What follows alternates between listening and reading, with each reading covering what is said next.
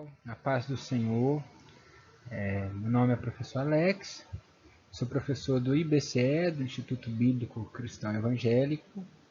Nós vamos aqui para a nossa segunda aula de soteriologia. Nós já tivemos nossa primeira aula, uma aula introdutória. Nós vamos então para a segunda aula. Essa aula está sendo ministrada para os alunos do nosso curso no Polo de Santa Lúcia, na Igreja Cristã Renovada em Santa Lúcia. Essa aula é uma aula para você que faltou, que perdeu a aula presencial. Ela é um complemento da aula presencial. Ela vai servir também como trabalho, como uma avaliação. E para você de fora do curso, para você poder conhecer o nosso seminário. Soteriologia, nós falamos na última aula, que é a disciplina que estuda a salvação do ser humano, o processo de salvação e como esse processo ocorre. E também falamos que o nosso seminário ele é interdenominacional. Portanto, nós não assumimos aqui nenhuma confissão de fé, nenhuma vertente teológica. Nós apresentamos as vertentes que nós temos aí para serem estudadas e a decisão final ela é do aluno. O aluno escolhe a vertente que ele vai seguir na sua vida, que ele vai crer com base bíblica. E sempre eu falo isso nas minhas aulas, respeitando a doutrina da sua igreja. Tá bom? Então vamos dar início aqui à nossa aula. Deixa eu passar no slide. Nessa aula a gente vai ver aqui Agostinho e Pelágio. Agostinho e Pelágio, sinergismo, monergismo e o debate entre Calvino e Armínio. Bom, só para a gente começar, eu gostaria de conversar com você um pouco desse terceiro ponto aqui, sinergismo e monergismo. São as forças, é o debate teológico bem introdutório, são forças que operam a salvação, tá? Então as forças que atuam na salvação. Acho que não vai dar para escrever não, né? Vamos ver. Forças que atuam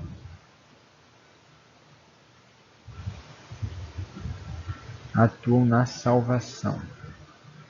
Que forças são essas, né? No processo que forças são essas que atuam no processo de salvação? Bom, a posição sinergista ela indica que há uma sinergia, ou seja, uma união. Há duas forças que vão se juntar para cooperar, para trabalhar no processo de salvação para se então efetivá-lo. Que forças seriam essas? Deus, que é Deus que opera em vós, né, o querer realizar, e o ser humano, fazendo o seu processo de escolha, de santificação, de caminho até Deus. Então, sinergismo é a ideia de que há dois atores, dois agentes, duas forças que atuam no processo de salvação do homem. Deus, dos céus, que trabalha para que você seja salvo, e você também cooperando com essa graça divina para que você possa ser salvo. Então a salvação dependeria da graça de Deus e da sua vontade. E o monergismo é a ideia de um só, a ideia que somente Deus trabalha na salvação, e o ser humano apenas é salvo, ele não faz nada, ele só recebe dessa graça e não tem nada que ele possa fazer para ser salvo. Essas duas correntes, elas vão se dividir, né, e vão dar origem aí às correntes que nós temos como agostiniana, pelagiana, calvinista, arminiana, tá, sobre a soteriologia. Então, com base nesse entendimento, ou sinergismo ou monergismo, que nós vamos construir a doutrina soteriológica, as correntes soteriológicas. Bom, conceito de salvação, introdução. O conceito de salvação é bastante complexo. Também não está exclusivamente ligado à religião cristã. Então, diversas religiões possuem ideia de salvação. Você vai buscar o islamismo, ele tem uma ideia, no budismo tem uma ideia, até mesmo em doutrinas seculares e ideologias seculares, como o marxismo, tem uma ideia de salvação. A meritocracia capitalista também não deixa de ser uma ideia de salvação do ser humano, né? A forma do homem se salvar da miséria, da pobreza e tudo mais. Então, salvação ela não é uma doutrina exclusiva do cristianismo. A diferença é que o Gonzalez, o historiador justo Gonzalez, vai dizer que o Deus de Israel e da igreja é um Deus redentor. E isso quer dizer que a nossa salvação, ela tem aqui, ó, a pessoa e a obra de Jesus Cristo como fundamento único e exclusivo. Então, a salvação para o cristão depende dessa pessoa aqui, de Jesus. A nossa salvação está ligada a Cristo e esse é todo o diferencial. Esse é todo o diferencial da religião cristã. Ela está baseada em Cristo. Quem diz isso é o teólogo Alistair McGrath, na sua teologia sistemática, histórica e filosófica. Logo na parte de salvação, na introdução da parte de salvação, ele vai deixar claro isso aqui. A distinção da religião cristã é que ela não está baseada em boas obras, ela não está baseada em bons feitos, ela não está baseada numa crença, numa determinada legião de deuses, numa crença em um mito, não é isso. A salvação para o cristão está baseada em Cristo. Ele é o fundamento da nossa salvação. Nós só podemos ser salvos nele. E isso é o que define o nosso processo de salvação. Bom, debate histórico. Então, você só pode ser salvo em Cristo. Tá? Nenhum outro, Timóteo, né, a carta de Paulo a Timóteo, 1 Timóteo capítulo 2, versículo 5, vai dizer que não há nenhum outro mediador entre Deus e os homens. Né? Jesus Cristo, homem, porque também não há nenhum outro nome pelo qual nós podemos ser salvos. Deixa eu abrir aqui a Bíblia, né? Em 1 Timóteo, capítulo 2, versículo 5, para passar o texto integral para você, diz assim: porquanto há um só Deus e um só mediador entre Deus e os homens, Cristo Jesus, homem, o qual a si mesmo se deu em resgate por todos. Testemunho que se deve prestar em tempos oportunos. Então, a nossa salvação ela é baseada em Jesus. Bom, então vamos para uma introdução aqui ao debate histórico. Lembrando que o nosso seminário ele é no nível médio, básico e médio, né? E nós temos também o bacharel. Então, se você quer complementar os seus estudos, você pode procurar a Secretaria do Seminário e buscar aí a sua matrícula no bacharel. Nós estamos aqui onde o tema do debate histórico, que é Agostinho Pelato, ele vai ser aprofundado. Aqui nós vamos ver uma pequena introdução, que a nossa matéria se volta mais para o processo de salvação em si, para a dinâmica desse processo, que nós vamos ter nas próximas 3 aulas. Hoje nós vamos entender aqui uma introdução desse debate histórico que também não poderia faltar. Então, o debate acerca da salvação do homem inicia-se entre Agostinho de Hipona e Pelágio. Então, tudo começou com esses dois homens, discutindo a respeito do livre-arbítrio. A discussão começa em torno do livre-arbítrio e da vontade humana. Agostinho vai escrever alguns bons livros, né, sobre livre-arbítrio, dentre eles a letra e a vida, a graça de Deus. São livros que você pode encontrar aí na editora Paulo, na coleção da Patrística, de Agostinho. Né? Você vai ter dentro da coleção da editora Patrística, você tem as obras de Agostinho e vale muito a pena a leitura. Então Agostinho vai escrever respondendo a Pelágio. Agostinho de Hipona nasce em 354, 430, em Tagaste, no norte da África. Portanto, ele é um dos pais da igreja africana, um dos poucos pais da igreja africana. Talvez o maior dos pais da igreja, o que tinha a inteligência mais aclarada, mais fora do comum, era extraordinária a inteligência de Agostinho. Seu pai era oficial romano, pagão, sua mãe Mônica, uma cristã fervorosa. Estudou retórica e, na busca da verdade, se tornou cético, depois maniqueu e, em seguida, neoplatônico. Bom, Agostinho vai contar a sua história de vida no livro Confissões. E esse é um livro que, segundo o pastor Jonas Madureira, você não pode passar da sua vida sem ler, e eu concordo com ele. É um livro fantástico, é uma obra sem igual.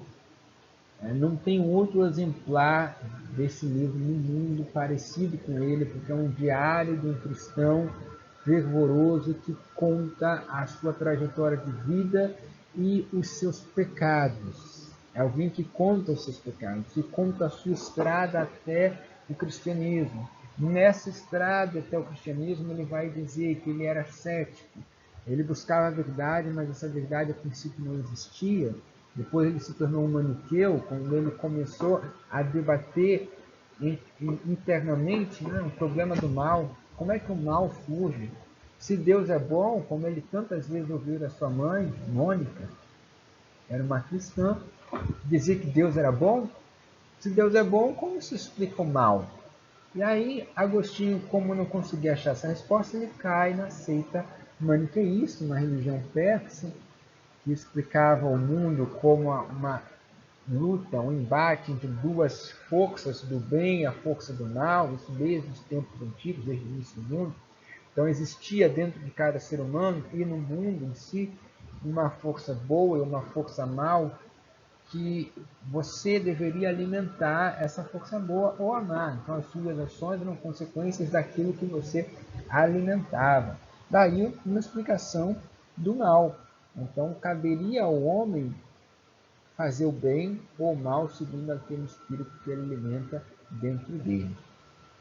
Bom, em seguida, Agostinho vai para o neoplatonismo, uma nova vertente do platonismo, uma escola filosófica que tem muito de religião de mistério, uma ênfase muito grande no mistério, né, uma religião mais... A princípio era uma escola filosófica, mas ela vai adotando para si alguns hábitos dos místicos, né? E você tem essa escola com Fílon de Alexandria, esse é um importante iniciador aí do neoplatonismo, e vai trazer muito do neoplatonismo para a religião cristã. Então, com o Fílon de Alexandria, você incorpora o platonismo dentro da religião, e muito da religião judaica. O neoplatonismo dizia que os seres humanos, Filo e Orígenes, né? Filo de Alexandria e Orígenes, eles vão dizer que a salvação, na verdade, o ser humano, ele está longe de Deus, ele está afastado de Deus como que num processo de emanação. Nós temos o Uno, Deus, que Platão coloca nos seus escritos, o Uno. Esse Uno é o Criador, é o Deus bom. Nele está a bondade, nele está a santidade, nele está a criação do mundo. Todas as coisas boas estão nele. E você tem as emanações. O que é a emanação? Quando você joga uma pedrinha na água, ela faz aqueles círculos, né? Um cada vez mais longe do que o outro, um maior do que o outro. Então você tem o Uno. E você tem as emanações. Você tem aquelas pessoas que estão, aqueles seres que estão em posições cada vez mais distantes desse Uno. Se você pensar no sistema solar, é como se o Sol estivesse no centro, você tem ali cada planeta em sua rota, um mais afastado que o outro. Então, o ser humano, ele está nessa fase, nesse processo de emanação, cada vez mais distante de Deus. E quanto mais você se afasta de Deus, pior você fica. O que é o mal no neoplatonismo? O mal é a ausência da presença do Uno, do Criador de Deus. Então, se Deus não está ali, não pode haver bem. Então, isso explicava, né, para Agostinho essa ideia do mal. De onde vem o mal? O mal surge da ausência da presença de Deus. Quanto mais longe de Deus, pior seria a pessoa estaria no estado de queda, de pecado, e ela deveria fazer o caminho agora contrário, ela deveria voltar-se para Deus e subir agora na escada das emanações. bom? Então, o neoplatonismo ajudou Agostinho a se aproximar do cristianismo. Por quê? Porque o neoplatonismo ele foi incorporado no judaísmo. Tá? Mesclou-se as ideias judaicas com as ideias neoplatônicas, as ideias da filosofia grega e também da religião cristã. Você tem então a ideia de Deus, que você não tinha no maniqueísmo. Né? A ideia de Deus, a ideia de ausência da presença de Deus, a ideia de afastar-se da presença de Deus. Isso tudo está contido na filosofia neoplatônica, inclusive a ideia de um Deus criador, que seria o Uno. Tá? Só para escrever que não está legal, né? Então, Agostinho vai até Roma para ouvir o bispo Ambrósio, ouvir a oratória que Ambrósio tinha. Ele queria aprender com Ambrósio, a questão da oratória e retórica. Mas ele vai ouvindo Ambrósio, ele vai buscando a técnica que Ambrósio usava para falar, até que ele deixa de prestar atenção na retórica de Ambrósio e presta atenção mais no conteúdo que Ambrósio pregava. Então ele vai se aproximando de Deus até que ele se converte. E a conversão de Agostinho está narrada no livro Confissões. E é uma maravilha para nós cristãos, porque ele deixa obras assim, muito belas como Confissões e a Cidade de Deus. Ele vai ser um dos grandes homens por trás das doutrinas da religião cristã. Bom, falamos de Agostinho, por outro lado nós temos Pelágio. Pelágio é um bispo bretão, bispo da Bretanha. Hoje, Bretanha é hoje uma região da França, né? Bem ao nordeste da França, ao norte da França, que faz fronteira ali com o Canal da Mancha e com a Inglaterra. Pelágio nasce na Bretanha e caminha até Roma para ser professor. E quando ele chega em Roma, ele encontra uma cidade totalmente, imoral. Uma cidade onde a decadência moral está sendo operada, onde as pessoas não prestam mais atenção em pureza, em responsabilidade, em valores, questões de moral mesmo. E Pelágio vai atribuir a imoralidade de Roma à pregação de Agostinho. Nós vamos ver isso com calma, mas ele vai entender que as ideias que Agostinho trazia, como a ideia de soberania de Deus, como a ideia do pecado original e a ideia da eleição e predestinação, tiram do homem, esvaziam do homem o senso de responsabilidade. Então, é basicamente o seguinte: se o homem não pode escolher a Deus, se o homem herdou de Adão o pecado original e o homem é pecador, e não tem nada que o homem faça para ser salvo, por que ele vai se importar em manter uma conduta cristã, uma conduta moral? Ele vai se importar com pureza, com uma sexualidade santa? Não tem porquê. Ele já está perdido, então perdido ele estará mesmo. Ele passa então ele chuta o balde e passa então a agir da forma como bem entende. E Pelágio vai dizer que isso é uma consequência da ideia de Agostinho. Então ele vai escrever 2 livros, da natureza, o primeiro, e depois do livre-arbítrio. São livros que você não encontra mais hoje. E esses livros visam questionar as ideias que Agostinho já propunha acerca da salvação. Então, o historiador Justo Gonzalez, no livro História Ilustrada do Cristianismo, volume 1, da onde a gente tira essas citações, e também o livro História das Doutrinas Cristãs, do Justo Gonzalez. Esse segundo, então, ele é fantástico, ele é mais reduzido, ele é bem na introdução, mas é muito significativa. História das Doutrinas Cristãs. Ele vai dizer que havia discussão entre Pelágio e Agostinho, e que essa discussão estava baseada no seguinte fato: em que medida os seres humanos seriam capazes de agradar a Deus e alcançar a salvação. Tá? Então, essa página aqui é do livro História das Doutrinas Cristãs. Então, em que medida o homem é capaz de agradar a Deus? Por quê? Por que ele faz essa pergunta? Porque Agostinho está trazendo a ideia de pecado original. Agostinho traz a ideia de que o homem nasce em pecado, que o homem herda o pecado de Adão. Então, toda a natureza do homem é pecaminosa, ou seja, o homem não tem nada de bom na sua natureza. Agostinho vai dizer o seguinte: Adão, ele foi criado com a possibilidade, com uma natureza que poderia agradar a Deus ou pecar. Adão tinha esse livre-arbítrio de agradar a Deus ou pecar. Como eu falei na aula presencial, quando Deus coloca a árvore do bem e do mal no meio do jardim, e ele diz para Adão e Eva, de toda árvore comereis, mas dessa árvore não comereis, ele não colocou nenhum muro, nenhum vale, nenhum riacho, nenhuma cerca, nenhum anjo, nada protegendo aquela árvore.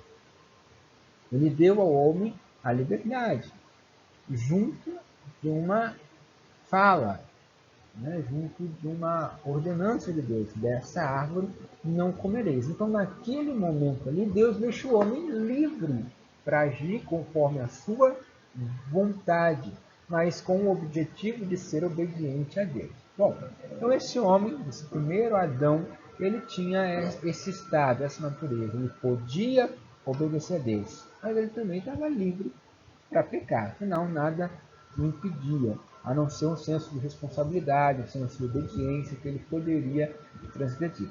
Bom, e ele escolhe transgredir. Ele escolhe cair, ele escolhe comer do fruto, ele desobedece a Deus, ele escolhe o bem, ser conhecedor do bem e do mal, portanto ser igual a Deus. Quando esse homem cai, tá, ele transmite essa queda para a sua espécie. Há uma regra lá na criação que diz assim: todos os animais, as aves do céu, as árvores do campo, os animais marinhos, todos se reproduziam segundo a sua espécie. Está lá no Gênesis capítulo 1.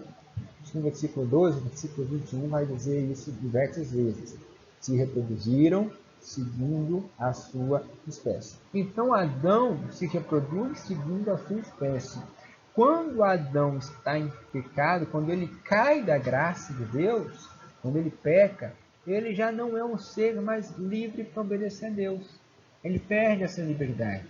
Então, depois do pecado, o Adão, ele está em uma condição, que é descrita da seguinte forma por Agostinho: só pode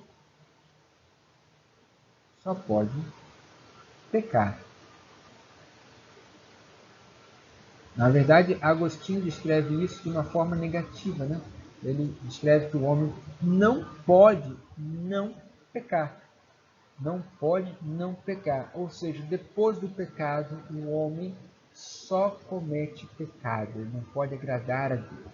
Adão tinha duas escolhas: agradar a Deus ou o pecado. Ele escolhe pecar. Então, a partir disso, ele não pode mais agradar a Deus. Ele perdeu essa liberdade.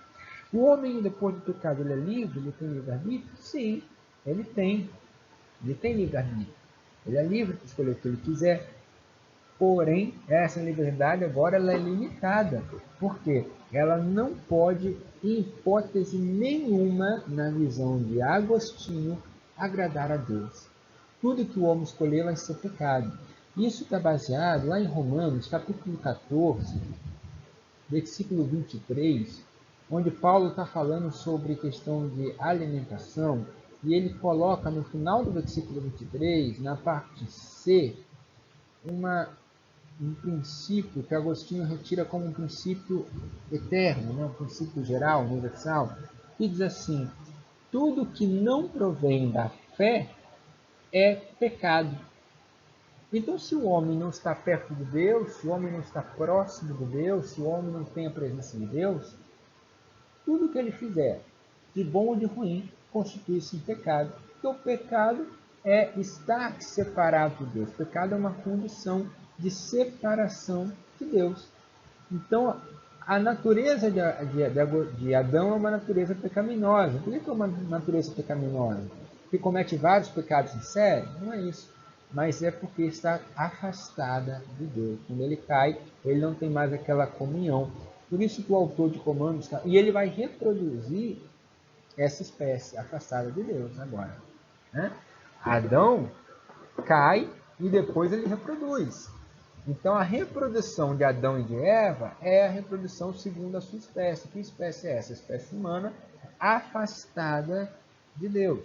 Por isso que Romanos capítulo 3, 23 vai dizer que todos pecaram e carecem da glória de Deus. Todos pecaram. Todos nascem em pecado. Todos nascem nessa condição, nesse estado, no estado pecaminoso.